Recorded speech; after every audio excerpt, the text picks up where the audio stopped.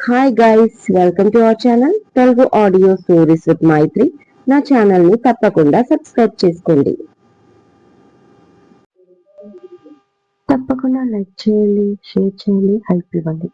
నా ఇష్టసఖి పార్ట్ 104. ఇక లేట్ చేయకుండా స్టోరీకి వెళ్ళిపోతాం. బట్ మీ కళ్ళల్లో ఆకలి నాకు తెలుస్తుందిరా అన్నాడు దేవాంశ్ కాస్త బెండై ఆమె కళ్ళల్లోకి చూస్తూ. అతని చూపుకి చిన్నగా సిగ్గుపడుతూ స్మైల్ చేసింది ఈషిక. నీకు తెలుసా, మా ఆఫీస్లో జాన్ ఇంకా బుజ్జి కరిష్మాని చూసి నా కళ్ళను నేనే నమ్మలేకపోయాను. ఇక నా ఆకలి సంగతి కూడా మర్చిపోయాను. సంతోషంతో నా కడుపు నిండిపోయింది. ఎప్పుడెప్పుడు మిమ్మల్ని కలవాలా అని పరిగెత్తుకుంటూ వచ్చాను అంటుంది ఈషిక చాలా సంతోషంగా. అవునా, మరి తమరు సంతోషంతో కడుపు నింపుకుంటే నేను మిమ్మల్ని చూసి నింపుకోవాలా అని అడిగాడు దిల్వాంశ్. ఓ సారీ, నేనింకా తినలేదా? సరే, మనమిద్దరం కలిసి లంచ్ చేద్దాం అంటుంది హుషారుగా ఈషిక. కానీ అంతకంటే ముందు నాకు ఏదైనా స్పెషల్గా కావాలి అన్నాడు కొంటెగా. ఏం కావాలి? తను కూడా బ్లష్ అవుతూ అడిగింది ఈషిక. అది నోటిగా చెప్పకూడదు, పెదాలకి పని చెప్పి ఎక్స్పీరియన్స్ చేసేది. బట్ చాలా స్వీట్గా ఉంటుంది. తట్టుకుంటావా ఆ స్వీట్నెస్ని అంటూ దగ్గరికి లాక్కున్నాడు దేవాంశ్. ఇక ఇషిక కూడా అడ్డు చెప్పలేకపోయింది. అతని ప్రేమకి అతని కౌగిట్లో కరిగిపోయింది. కాసేపు అలాగే ఉండిపోయారు ఇద్దరు. ఓయ్, ఏదో ఇస్తా అని ఆశ పెట్టావు నాకు అన్నాడు దేవాంశ్ కాసేపటికి. అంది, కానీ అతన్ని వదల్లేదు. అలాగే కళ్ళు మూసుకొని అతని మెడ వంపుల్లో ముఖం దాచుకుంది ఈషిక. ఇష్టా? దాని సంగతి తర్వాత చూసుకున్నాం. మరి ఆకలి? అడిగాడు కాసేపటికి. "ఉహుం, కాసేపు మిమ్మల్ని ఫీల్ అవ్వనివ్వండి. ఇది కల కాదు, నిజం అని, మీరు నావారు అని, నాకు ఏ కష్టం రానివ్వరు అని, ఇక మనల్ని ఎవరూ వేరు చెయ్యలేరు, మీరు నాకు మాత్రమే సొంతం అనుకుంటున్నాను. అందుకే కాసేపు ఇవన్నీ నమ్మేలాగా, నాకు నమ్మకం కలిగేలాగా కాసేపు కుదురుగా ఉండండి అంటుంది దేవాంశ్ మెడ వంపుల్లో ముద్దు పెట్టుకుంటూ ఈషిక. తన మాటకి నవ్వుతూ డిస్టర్బ్ చేయకుండా ఆమెని అలాగే లిఫ్ట్ చేశాడు. ఆమె అతని మెడ చుట్టూ 2 చేతులతో చుట్టేసింది. ఇక తీసుకెళ్లి చైర్లో కూర్చొని ఆమెను తన పైన జాగ్రత్తగా కూర్చోబెట్టుకొని తల నిమురుతూ ఉండిపోయాడు దేవాంశ్. 5 నిమిషాల తర్వాత మెల్లిగా వెళ్దామా మన ఇంటికి అడిగాడు. ఆ మాట విని ఇషిక నెమ్మదిగా అతన్ని వీడి తల దించుకొని కూర్చుంది. అతని పైనుంచి మాత్రం కదల్లేదు. మేడం గారు, మిమ్మల్ని ఒకటి అడిగాను అంటూ మోచెయ్యి సోఫా హ్యాండిల్ పై పెట్టి తన అరచేతిని చెంపకు పెట్టుకొని ఆమె వైపు చిన్నగా స్మైల్ చేస్తూ చూస్తూ అన్నాడు. ఆమె ముఖం వాడిపోయింది. అది గమనించి, ఏమైందిరా, ఇష్టం లేదా మన ఇంటికి రావడం? ఈసారి లాలనగా అడిగాడు దేవాంశ్. మీరు నా భర్త. మీరు ఎక్కడ ఉంటే నేను అక్కడే ఉండాలి. ఎందుకంటే మీరు ఉండే చోటే నా ఇల్లు కాబట్టి. మన ఇంట్లో నాకు అవమానం జరిగింది. వాళ్ళు నన్ను అనుమానించారని కాదు నా బాధ. వాళ్ళు కూడా పరాయి వాళ్ళు కాదు. కాకపోతే నా వల్ల ఏదో నష్టం వచ్చిందని వాళ్ళు అపోహలో ఉన్నారు. జరిగిన దాంట్లో నా తప్పు లేదని వాళ్ళకి తెలిస్తే చాలు. నీ భార్యగా అక్కడ నాకు కూడా ఒక గౌరవం ఉంటుంది. అంతే తప్ప మన ఇంటికి రావడానికి నాకేం అభ్యంతరం లేదు. కానీ ఒకటే బాధ, ఇది ఎప్పటికీ ఒక మచ్చలాగా ఉండిపోతే మాత్రం నా మనసుకి చాలా కష్టంగా ఉంటుంది. ఎందుకంటే నేను ఏ తప్పు చెయ్యలేదు దేవా. ఎవరి మనసు నొప్పించాలని చూడలేదు. నేను డబ్బు కోసం ఏ స్వార్థ పనులు కూడా చేయలేదు అంటుంది తలదించుకొని కన్నీళ్లు పెట్టుకుంటూ ఈషిక. తప్పు చేసిన వాళ్ళే తలదించుకోవాలి. నా ఈషిక అలాంటి పిచ్చి పనులు ఎప్పుడూ చెయ్యదు అని అతని 2 చేతుల్లోకి ఆమె ఫేస్ ని తీసుకొని కన్నీళ్లు తుడిచాడు. సో క్లియర్ అయ్యాక వెళ్దాం, ఓకేనా అన్నాడు.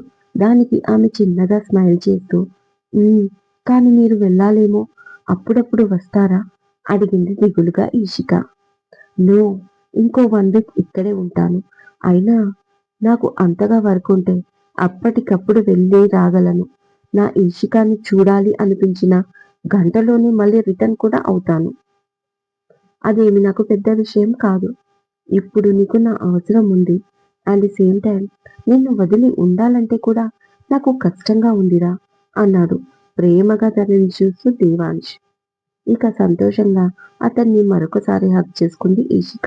ఇంతలోనే దేవాంష్కి కాల్ రావడంతో లిఫ్ట్ చేసి ఓకే అంటూ పద లంచ్ రెడీగా ఉందంట. ఇప్పటికే లేట్ అయ్యింది అంటూ డైనింగ్ ఏరియాకు తీసుకెళ్లగానే అక్కడ ఇంకో సర్ప్రైజ్. బుజ్జి, కరిష్మా, జాన్ వచ్చేశారు. వాళ్ళని చూడగానే నవ్వుతూ వెళ్ళి విష్ చేసింది ఈషిక. బుజ్జి ఈషికను గట్టిగా చూస్తే జాన్ మాత్రం కాస్త దూరానికి రెండు చేతులతో దండం పెట్టాడు భయపడుతున్నట్లుగా. ఆ చర్యకి ఈషిక సీరియస్ గా చూస్తూనే చిన్నగా స్మైల్ చేస్తూ ఉండగా కరిష్మా వెంటనే అక్క I miss you so much అంటూ హగ్ చేసుకుంది. మీ టూ కరిష్మా, నిజంగా మిమ్మల్ని అక్కడ ఎక్స్పెక్ట్ చేయలేదు. ఇంతకీ ఇంట్లో వాళ్ళందరూ ఎలా ఉన్నారు అని ఈషిక అనగానే అఫ్ కోర్స్ అక్క, మీరు అసలు అనుకుని ఉండరు మేము ఇక్కడికి వస్తామని. ఇంట్లో వాళ్ళు అందరూ బాగున్నారు.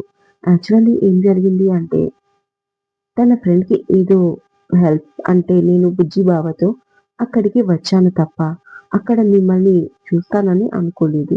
Anyways I'm very happy for you. మీ మధ్య క్రియేట్ అయిన ఈ మిస్‌అండర్‌స్టాండింగ్ ఇంత త్వరగా క్లియర్ అయ్యి, బావ మీరు మళ్ళీ కలిసినందుకు నేను చాలా హ్యాపీగా ఉన్నాను. పెద్ద బావ వెంటనే అక్కని ఇంటికి తీసుకెళ్దామా? అడిగింది కరిష్మా హుషారుగా. దానికి ఇంకా టైం ఉంది కరిష్మా. అండ్ ఇక్కడ ఈషికను నువ్వు కలిసినట్లు ఇంటికి వెళ్ళాక ఎవరికీ చెప్పకూడదు. అండర్‌స్టాండ్? అన్నాడు దేవాంశ్. ఓకే బావా అంది కన్‌ఫ్యూజ్ గా. నెక్స్ట్ తినడానికి కూర్చున్నారు. బుజ్జి, జాన్, దేవాంశ్ మాట్లాడుకుంటూ లంచ్ చేస్తుంటే ఈషిక అందరికీ వడ్డించి కరిష్మా పక్కన తన ప్లేట్ పెట్టుకొని కూర్చుంది. జనరల్ గా మా బావ ఎవరికీ భయపడడు. అలాంటిది ఫస్ట్ టైం ఇంట్లో వాళ్ళకి మీ విషయం చెప్పొద్దు అంటే మీరు మా బావకి అంత స్పెషల్ అన్నమాట అని నవ్వుతూ అంటుంది కరిష్మా. దానికి ఈషిక చిన్నగా స్మైల్ చేస్తే మరి ఎప్పుడూ ఎవరికి అబద్ధం చెప్పని మా అన్నయ్య బాబీ కోసం అబద్ధాలు ఆడుతున్నాడు, ఆడిస్తున్నాడు. వాట్ ఏ ఇంప్రూవ్‌మెంట్ అన్నాడు బుజ్జి. ఈషిక కోపంగా చూసింది. అబద్ధాలు ఆడించినా, నాటకాలు ఆడించినా పరవాలేదు కానీ అనవసరంగా నన్ను బలిచ్చేలా ఉన్నారు అమ్మవారికి అంటూ ఈషికాని చూశాడు జాన్.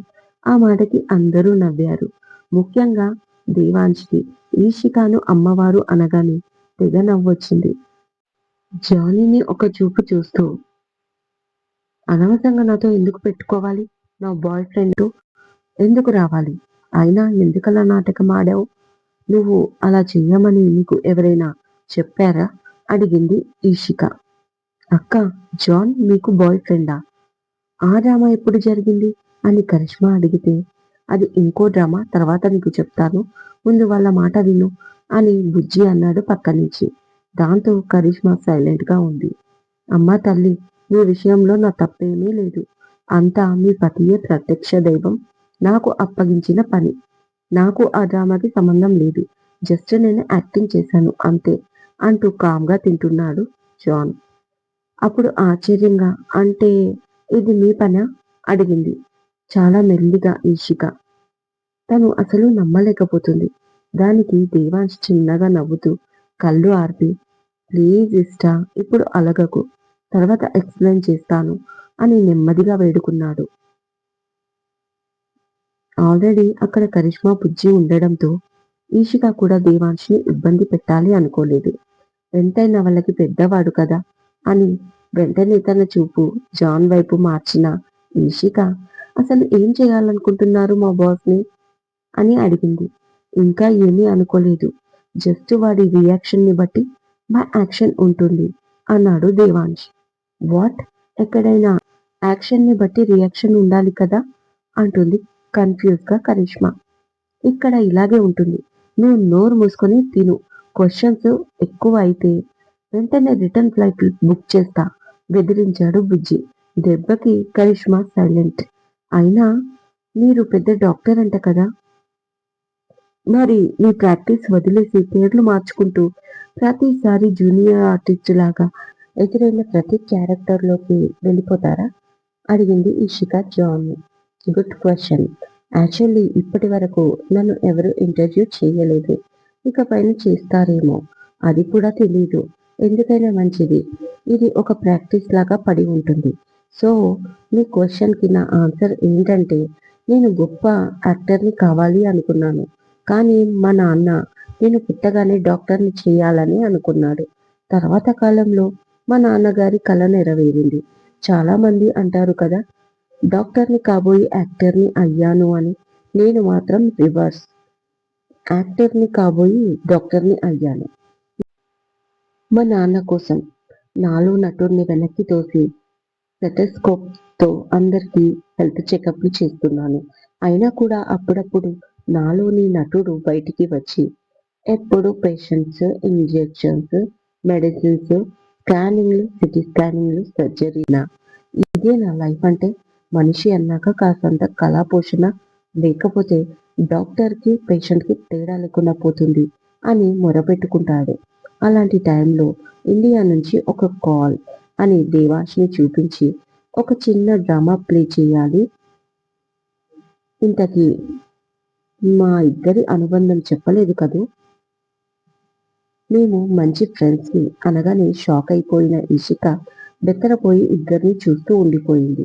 జాన్ కంటిన్యూ చేస్తూ, నేను మెగాస్టార్ మూవీలో ఏదైనా ఆఫర్ చెప్పాడేమో అనుకున్నాను. ఎందుకంటే నాకు కాల్ చేసింది ఒక పెద్ద బిజినెస్ మ్యాన్ కమ్ గ్లామర్ ఫీల్డ్కి లింకప్ అయి ఉన్నవాడు కాబట్టి అంటూ దేవాంశ్ వైపు చూశాడు. దానికి కాదు, లైవ్లోనే ఒక క్యారెక్టర్. అది నువ్వు చేస్తే నా లైఫ్కి ఒక క్లారిటీ వస్తుంది. ఒక అందాల రాక్షసి నా లైఫ్తో ఆడుకుంటుంది. తన మనసులో నేనున్నానని నాకు తెలుసు. అయినా కూడా తను మాత్రం వేరే అతను ఉన్నాడు అని చెప్తుంది. మరి అది నిజమా కాదా తెలీదు. అలా అని తను చెప్పేది అబద్ధం అని నేను గుడ్డిగా కూడా ఫాలో కాలేను. ఒకవేళ తను చెప్పిన ఆ పర్సన్ ఆమె మనసులో ఉంటే ఓకే, నేను తన లైఫ్కి అడ్డు రాను. వాళ్ళిద్దరి లైఫ్ని ఒకవేళ నా లక్ బాగుండి తను చెప్పేది అబద్ధమైతే ఇక నా లైఫ్ ఆమెతోనే అని వీడు చెప్పాడు అని జాన్ అబ్రహం అనగానే ఇషికాకి సంతోషంతో కళ్ళల్లోకి వాటర్ వచ్చేశాయి. ఆయన ప్రేమని ఇప్పుడు చూస్తున్నాను, కానీ ఎప్పటి నుంచో తన మనసులోనే నింపేసుకున్నాడు. నేను ఎంత అదృష్టవంతురాలిని అనుకుంది కళ్ళు తుడుచుకుంటూ. సో వీడిచ్చిన క్యారెక్టర్ నేను చాలా బాగా చేయడంతో ఉన్నది ఉన్నట్లుగా బయటికి వచ్చేసి తమరికి ఏ బాయ్ ఫ్రెండ్ లేడు అని మా వాడికి తెలిసింది. సో నేను కూడా క్యారెక్టర్ నుంచి బయటికి వచ్చేశాను. కాకపోతే ఆ పర్ఫార్మెన్స్ వీటికి బాగా నచ్చింది అని దేవాంష్ని చూపించి వెంటనే నాకు సెకండ్ రోల్ని కూడా ఆఫర్ చేశాడు. ఎలాగో ఇంకో నెల ఉండేది ఇండియాలోనే, అందుకే ఆ ఆఫర్ని కూడా నేను దక్కించుకున్నాను. నా క్యారెక్టర్లోకి వెళ్ళిపోయాను. ప్రస్తుతం నేను సంజయ్ దత్ని అని తనని తాను చూపించుకుంటూ పక్కనే ఉన్న బుజ్జిని, ఇతను నా మేనేజర్ అమరీష్ పురి, ఆ అమ్మాయి నా పిఏ పాప పానీపురి. కాబట్టి మీరు కూడా అలాగే ఫాలో అవ్వండి అన్నాడు తన ఫ్లోలో జాన్. ఇక అందరూ కలిసి మా బాస్ పరమానందంకి పెట్టండి కుచ్చు టోపీ అని కోపంగా అంటూ కాసేపు ఈ క్యారెక్టర్లు కూడా పక్కన పెట్టి, అసలు మీ పేరేంటి, మీరు ఎక్కడ ఉంటారు, మీ ఫ్యామిలీ ఎవరు, వాళ్ళు ఎక్కడ ఉంటారు, మీరు ఎన్ని రకాల క్యారెక్టర్లు చేస్తున్నారని మీ ఫ్యామిలీకి అండ్ మీ వైఫ్కి తెలీదా అని ఇషిక కాస్త సీరియస్గా అడిగింది. మిస్టర్ మిత్తల్, మీ ఆవిడ అడిగే క్వశ్చన్స్ వల్ల నా కాన్సన్ట్రేషన్ తగ్గి క్యారెక్టర్లోంచి వెనక్కి వచ్చేలా ఉన్నాను. కాస్త కంట్రోల్ చేయండి అన్నాడు జాన్. ఏయ్ అంటున్న ఇషి చేయి పట్టుకొని, ప్లీజ్ ఇష్ట, జరిగిన దాంట్లో వాడి తప్పు ఏమీ లేదు, వదిలే అని దేవ్ అనగానే కోపంగా చూసింది. ప్లీజ్ నా కోసం, తర్వాత కోపం ముందు తిను అన్నాడు దేవాంశ్ రిక్వెస్ట్ చేస్తూ. బుజ్జి వాళ్ళిద్దరిని చూస్తున్నాడు హ్యాపీగా. అతనికి ఎంతో సంతోషంగా ఉంది. ఇక తప్పకుండా నెక్స్ట్ ఆఫీస్‌లో మోసం గురించి కూడా త్వరలో తెలుస్తుంది. అన్నయ్యే పూనుకున్నాడు. ఇక తెలిసి తీరాల్సిందే అనుకున్నాడు మనసులో Bujji. Hello mister Happy Singh. పక్క వాళ్ళని చూసి ఎప్పుడు హ్యాపీ అవుతారు. మరి నీ హ్యాపీ ఎప్పుడు? అడిగింది కరిష్మా. ఏయ్ ఇష్! పక్కనే అన్నయ్య ఉన్నాడు. నోరు మూసుకొని తిను అన్నాడు బుజ్జి. నోరు మూసుకొని ఎలా తింటాడు? అలాంటి విద్యలు నాకు రావు అంటుంది మెల్లిగా కసిరి కరిష్మా. అక్క మీరు ఇంటికి వచ్చేయండి. మీరు లేకుండా ఇంట్లో అస్సలు బాలేదు అంటుంది వెంటనే కరిష్మా. ఆ మాటకి ఈషిక హ్యాపీగా ఏదో అనే లోపల అవును బాబీ అస్సలు బాలేదు. కాకపోతే నాకు ఒక చిన్న డౌట్. కరిష్మా ఎప్పటినుంచి ఇంట్లోనే ఉంటుంది? బయటికి వెళ్ళకుండా అనగానే దేవాంష్ గట్టిగా నవ్వుతాడు. బుజ్జిని కోపంగా చూసి ఏంటి బావ మీరు కూడా అంటుంది కరిష్మా ముఖం చిన్నబుచ్చుకొని. వెంటనే ఈషిక ఈ అన్నదమ్ములకి వేరే పనేముంది? ఎదుటి వాళ్ళని ఏడిపించడమే వీళ్ళకి కావాలి అని కరిష్మా వైపు తిరిగి నీకు తెలియంది కాదు కరిష్మా. మొన్న జరిగిన ఇన్సిడెంట్‌లో నా తప్పేమీ లేకపోయినా నా మీద అందరికీ నెగెటివ్ ఒపీనియన్ వచ్చేసింది. అది క్లియర్ అవ్వడానికి చాలా టైం పడుతుంది అనుకుంటున్నాను. అసలు ఈ కుట్ర వెనకాల ఎవరున్నారు?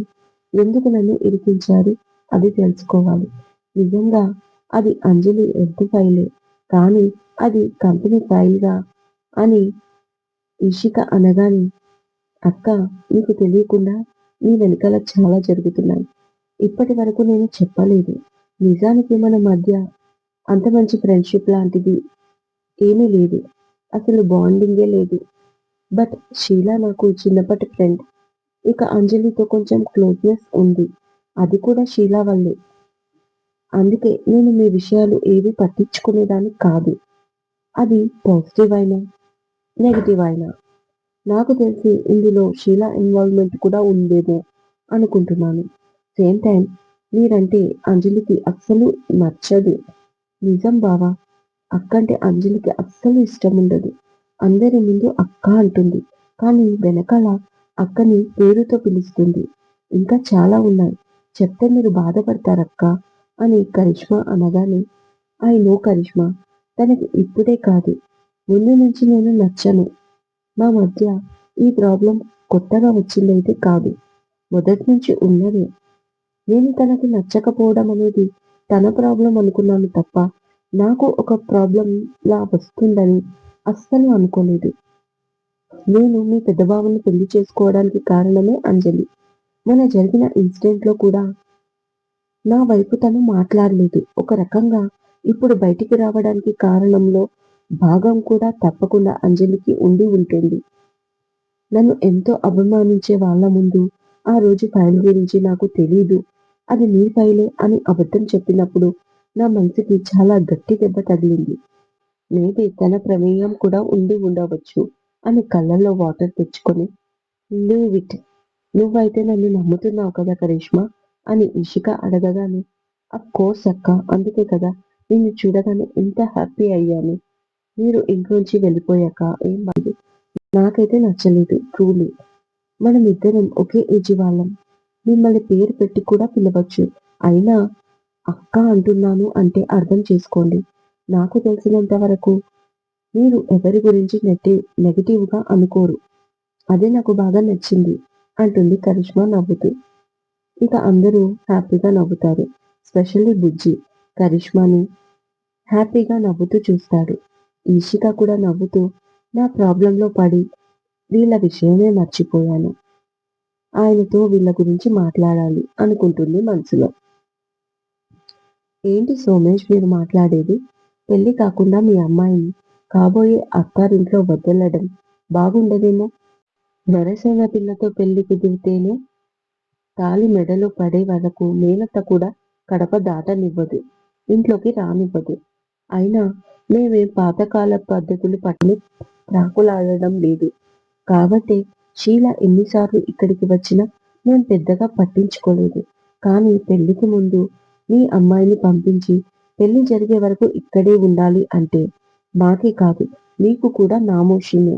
ఒకసారి మీరు కూడా ఆలోచించండి అంటుంది వసుంధరాదేవి. ఇదండి ఇవాళటి ఎపిసోడ్. ఈ ఎపిసోడ్ మీకు నచ్చినట్టు అయితే నాకు కామెంట్లో చెప్పండి. అలాగే లైక్ చేయండి, షేర్ చేయండి, హైప్ ఇవ్వండి. సబ్స్క్రైబ్ చేసుకోండి నా ఛానల్ని. మరొక మంచి ఎపిసోడ్తో మీ ముందు ఉంటాను. మైత్రి.